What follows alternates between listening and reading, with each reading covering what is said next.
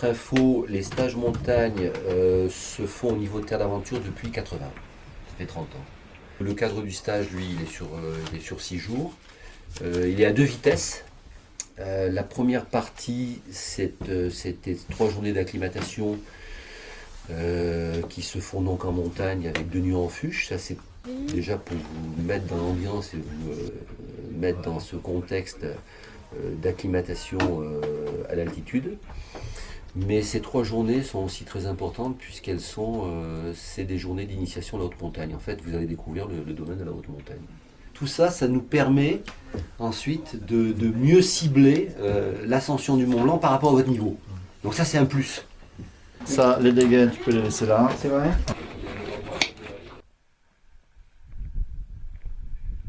Là, ça va être impeccable.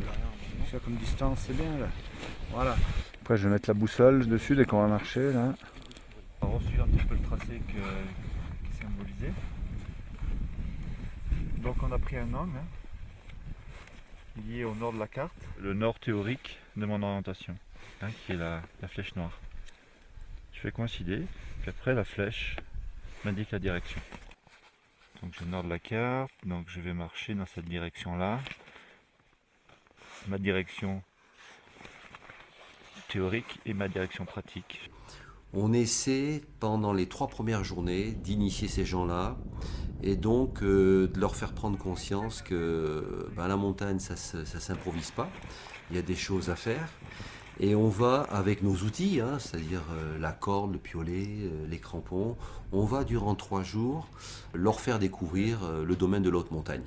En fait, on est en quelque sorte aussi un peu des passeurs. On va leur faire passer un peu nos connaissances que nous avons appris pendant des années. À marcher sur un glacier, on ne marche pas n'importe comment, on regarde les crevasses, on passe là et pas là. Quand on arrive sur une arête, qu'est-ce qu'on fait C'est toute une ambiance, en fait, on va les faire un peu mariner dans cette ambiance montagne pendant 3 jours. Gardez la corde à la main en amont, et passez derrière le petit béquet si vous voulez de temps en temps. Ah d'accord.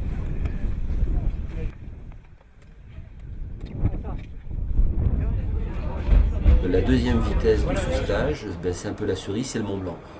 Là, vous pouvez changer de piolet de main et vous servir des rochers à votre gauche. Attention, il y a des rochers qui ne sont pas très solides. Vous prenez toujours ceux qui tiennent le mieux.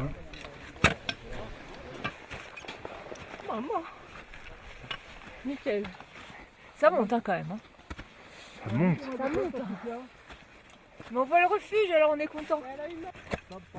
Quand on fait ces stages Mont Blanc, je le dis toujours aux gens, vous venez la plupart du temps, c'est vrai, ils viennent pour le Mont Blanc, mais en fait, on est là pour un tout petit peu les aider à ne pas prendre le Mont Blanc comme vraiment, si le Mont Blanc ne se fait pas, c'est une catastrophe. Non, ces gens-là, au bout d'une semaine, ce ne seront plus des débutants. Et ça nous intéresse. Ouais. T'as vu une buvette? Ouais, derrière moi. Moi, je vois un truc en tôle ondulée.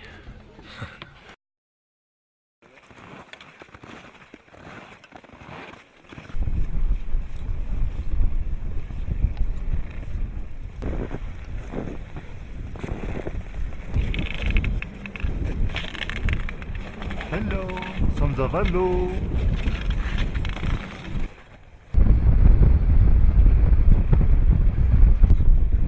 Des perturbations d'ouest qui viennent donc contre la chaîne ici du Mont Blanc et souvent tout le côté italien reste propre.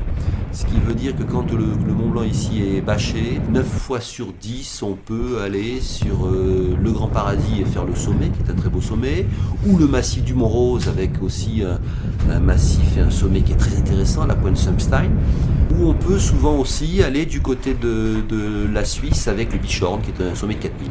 Et je ne connais pas de stagiaire qui, à la suite d'un échec par rapport au temps, soit déçu d'avoir fait un autre sommet comme le Grand Paradis, le Bichon, le Rose.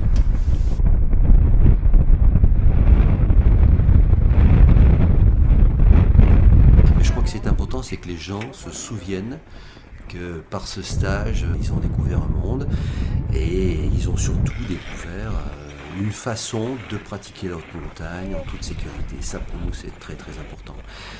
Et que ces gens-là, dans 2, 3, 4 ans, s'ils repartent en montagne, soit seuls, soit avec nous, hein, ils vont avoir en mémoire ces bases, c'est-à-dire comment on travaille sur glacier, comment on manie la corde, comment on cramponne, lever la tête quand on se déplace, regarder un peu les dangers objectifs. Le principal, c'est qu'à la sortie, ils aient emmagasiné un maximum de connaissances.